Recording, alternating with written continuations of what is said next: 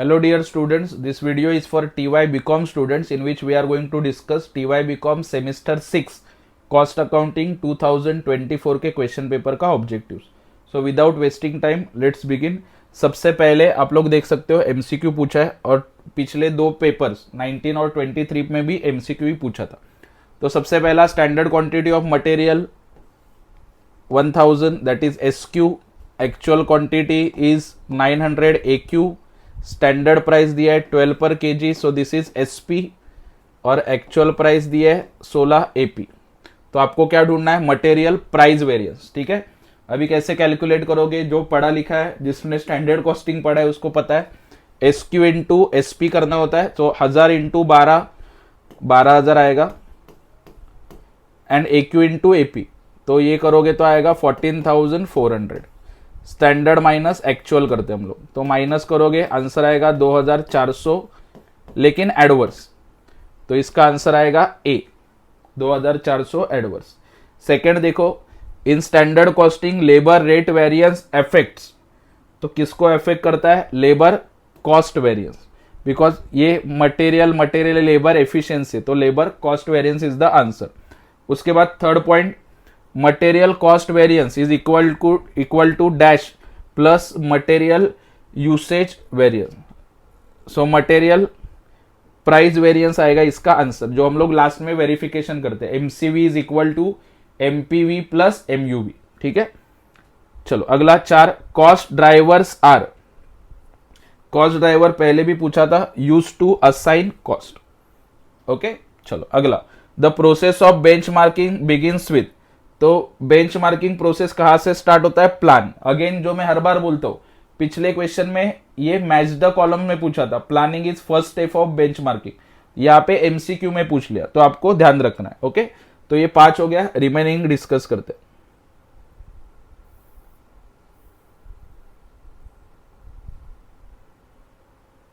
First, the full form of ABC सबको पता है, एक्टिविटी बेस्ड कॉस्टिंग. अगेन ये पहले 2 वीडियोस आपने देखे होंगे, तो वहां पे भी आ चुका है, रिपीट हो रहा है. ठीक है.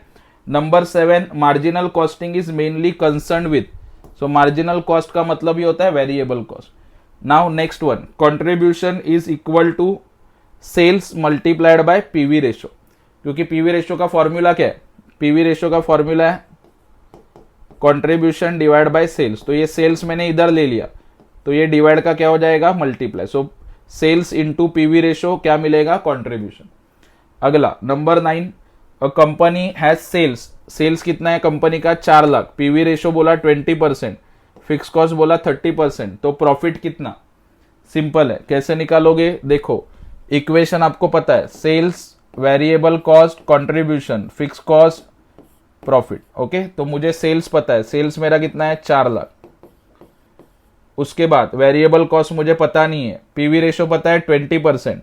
तो अभी ऊपर देख लिया हम लोगों ने, तो PV ratio sales into PV ratio करने का, सेल्स कितना है? 4 लाख. 4 लाख का 20% निकालो.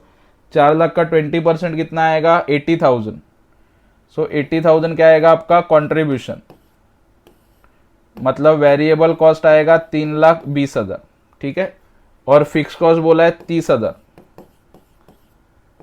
तो प्रॉफिट आएगा 50,000.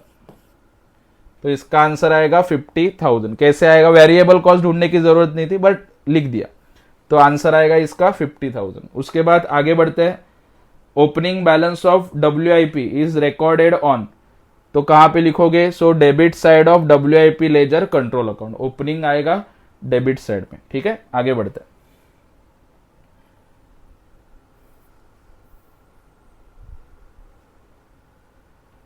Number 11, subcontract cost paid for the contract is debited to contract account. ठीक है, उसके बाद सब कॉन्ट्रैक्ट का चार्ज भी डेबिट में आता है ना, ऑल एक्सपेंसेस.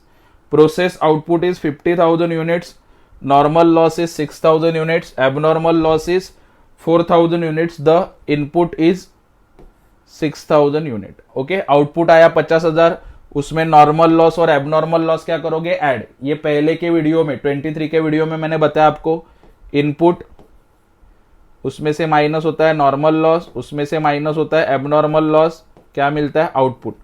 तो यहां पे आउटपुट दिया 50,000, तो ये 6,000 और दूसरा कितना 4,000, ये रिवर्स जाके क्या हो जाएगा ऐड, तो ये कितना आएगा 60,000। ठीक है, डन। आगे बढ़ते, अभी ट्रू और फॉल्स देखेंगे।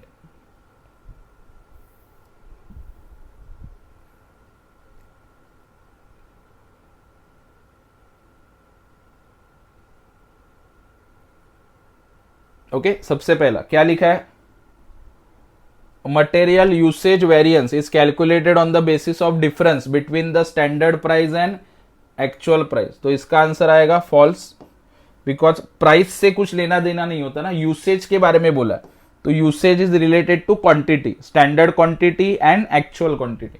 उसके बाद standard cost and the estimated cost are synonyms of each other नहीं, स्टैंडर्ड अलग होता है, एस्टिमेटेड अलग होता है। नंबर 3, standard cost denotes cost which is predetermined on the basis of specification laid down by the management। तो इसका आंसर आएगा ट्रू। ओके, प्रीडिटरमाइन पहले से हम लोग डिसाइड करके रखते हैं, बट अंधाधुंधी डिसाइड नहीं करते। ठीक है, अगला, machine setup is normally considered as a batch level activity. इसका आंसर आएगा true. ABC does not lead to control over overhead cost. तो इसका आंसर आएगा false. Number 6, overheads are allocated on the basis of direct labour cost only. तो इसका answer आएगा false. सो सिर्फ labour cost के बेसिस पे हम लोग डिवाइड नहीं करते। Contribution is the sum total of fix cost and profit. So this is true. Fix cost और प्रॉफिट को ऐड करोगे तो कॉन्ट्रीब्यूशन मिलेगा, उल्टा कैलकुलेशन करोगे तो। The selling price reduction results in reduction of PV ratio. अगर सेलिंग प्राइस कम हो जाएगा, यस, बिकॉज फॉर्मूला क्या अपना, contribution divide by sales into 100। तो सेल्स ही कम हो जाएगा तो ऑटोमेटिकली पीवी रेशियो भी कम हो जाएगा। At no profit no loss contribution is equal to fix cost. ये रिपीट हो रहा है, पहले भी एक आया था, ध्यान रखना। When raw material is purchase the stores ledger account is debited. True, raw material purchase किया, स्टोर्स लेजर अकाउंट डेबिट हो जाएगा। इन contract costing the amount of work done after the certifications by the architect is known as work certified। so this is false। ठीक है, next one, normal loss is treated as normal cost of production. So this is true. तो ये हो गया आपका true और false 2024 का। ठीक है, एक बार गो थ्रू कर लेना। इसके पहले 19 का वीडियो भी है, 23 का है, और ये तीनों वीडियोस एक बार देख लेना। और ये वीडियो आपके फ्रेंड्स के साथ भी शेयर करो ताकि उनको भी ऑब्जेक्टिव्स में अच्छा मार्क्स मिल सके। और बहुत से स्टूडेंट पूछते हैं ये आता है क्या एग्जाम में। सो देर इज नो 100% गारंटी कि यही आएगा, बट अगर आपने ये ऑब्जेक्टिव्स के तीनों वीडियोस देख लिए तो 20 में से कम आपको 10-12 मार्क्स तो मिलेगा डेफिनेटली। और कुछ ना पढ़ने से अच्छा ये वीडियोस देखो और एक बार रिवाइज करो, बार बार देखो तो आपको समझ में आ जाएगा। हो सकता है कि कुछ क्वेश्चंस ट्विस्ट करके पूछे जाए, तो अगर आपको कंसेप्ट क्लियर है तो आप लिख सकते हो। ठीक है, and keep following, keep supporting बागवेसर्स Gyandeep commerce classes. All the very best for your exam.